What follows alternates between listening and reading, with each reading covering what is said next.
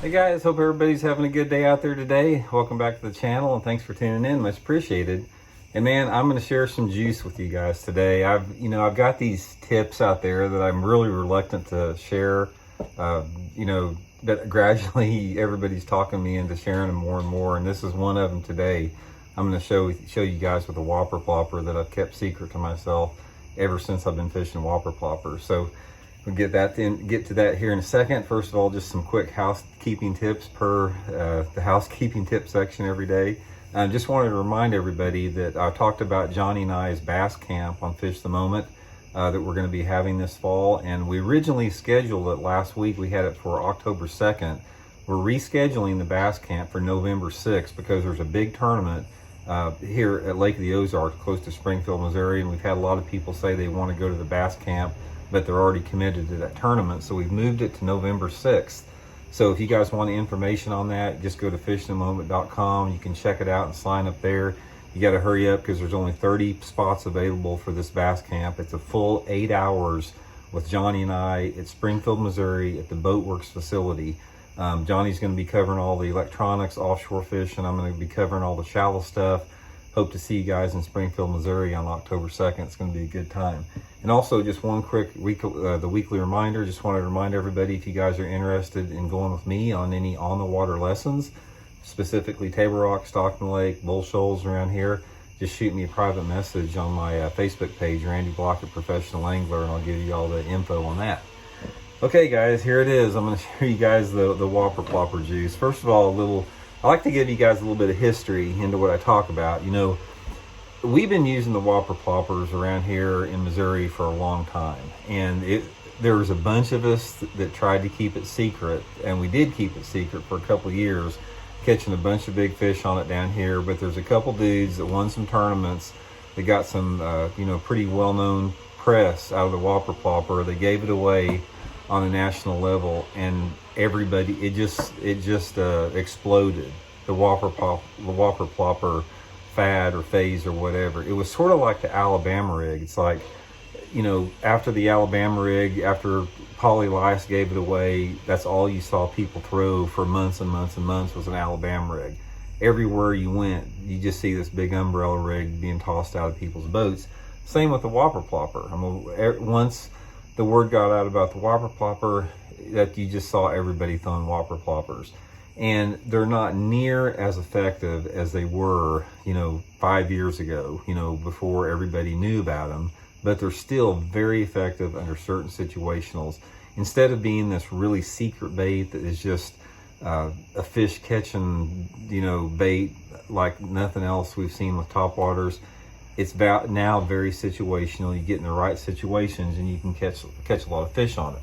Okay, that being said, one of the big things about a Whopper Plopper, guys, and one of the big things about a lot of different topwaters is, you get a lot of fish blow up on them, or a lot of fish bite them, and you lose those fish. They short strike it, they barely get it, they blow up on it and not get the thing. I mean, you know how topwater fishing is. But anyway, I have found out a secret that I developed on my own from experimenting with fishing the Whopper Plopper for a lot of time, and I'm going to show you guys what it is. Okay, and it all has to do with hooks. This modification that I'm going to show you is a hook modification that also not only allows you to catch more fish, it allows you to land more fish, and makes the bait work a lot better in the water. Here's the stock hooks that come on a Whopper Plopper that come with it. I'm going to guess that these are like 2/0, fairly heavy duty hooks that you see here. And this is what most people throw on it. The first modification I'm going to do with my Whopper Plopper here is, and I'm going to explain to you why I do this after I get them rigged up, is I'm going to upgrade the hook. I'm going to go to this right here is a 1/0 Gamakatsu round bend, and you can see if I can hold it up here, you can see the size difference on this hook next to the stock one here. Considerably larger than the other one. It's got, if I can get the bite gap there, see, you can really get a good picture of the bite gap difference on there. So the first thing I'm going to do with that is I'm going to put this big number 1/0 hook on the back of the Whopper Plopper here, and explain why. Let me get it on there. I used to be really quick at changing treble hooks before I started having to use reading glasses about 5 years ago, but I'm still pretty quick even with reading glasses.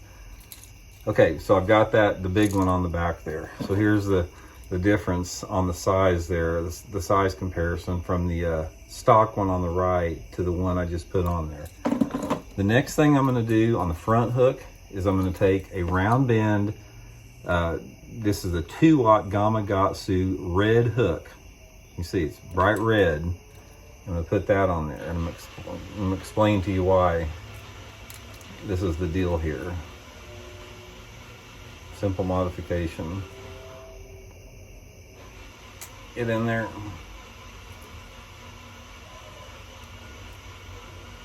Bear with me guys, this one's taking a little bit longer.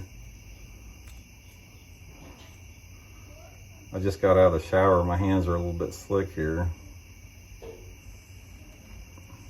Okay, I'm gonna use my pliers here just 1 second. Sorry about this.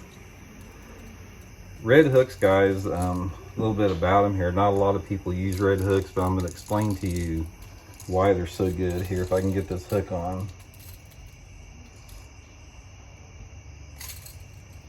Okay, there we go. I'm sorry about that.